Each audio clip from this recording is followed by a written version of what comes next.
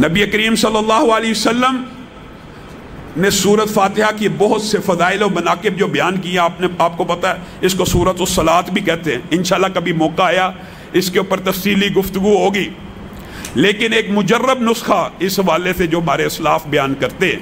معزز سامعین گرامی قدر، یہ جو تعداد ہوتی ہے نا بعض وظائف کی، اس کے اندر جو 313 کا بعض علماء عدد بتاتے ہیں یا 500 یا 1000 دفعہ، یہ اس لیے بتاتے ہیں کہ بندہ کم از کم اتنا پڑھ لے، کثرت سے پڑھے۔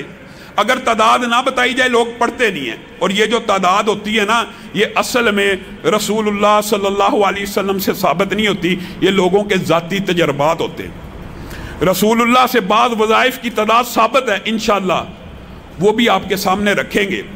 سورت فاتحہ کے بارے میں ایک بڑا مجرب جو نسخہ ہے وہ آپ کو بتانا چاہتا ہوں۔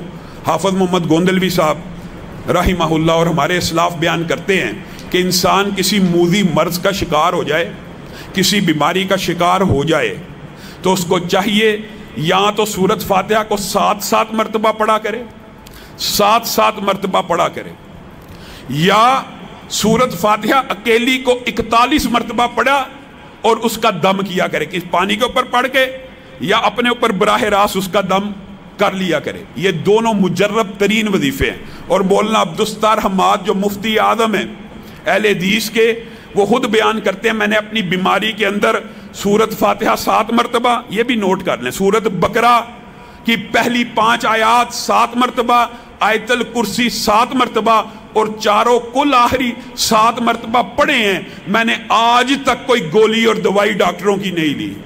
بزرگ ہو گئے، بزرگ، انہوں نے اپنی ہر بیماری کا علاج، جس طرح میرا اور آپ کا اعتماد دنیاوی دوائیوں کے اوپر اور حکماء کے اوپر ہوتا ہے نا، جن لوگوں کا توکل اللہ کے اوپر ایسا مضبوط ہو، جس طرح ہمارے شیخ عبدالستار حماد صاحب کا ہے، ان کو پھر ڈاکٹروں کی دوائیوں کی ضرورت نہیں رہتی۔ وہ خود بیان کرتے ہیں میں نے کبھی دوائی کھائی ہی نہیں، میں صرف یہ 7 چیزیں 7 مرتبہ پڑھتا ہوں، اللہ تعالیٰ مجھے ہر بیماری میں شفا دے دیتا ہے۔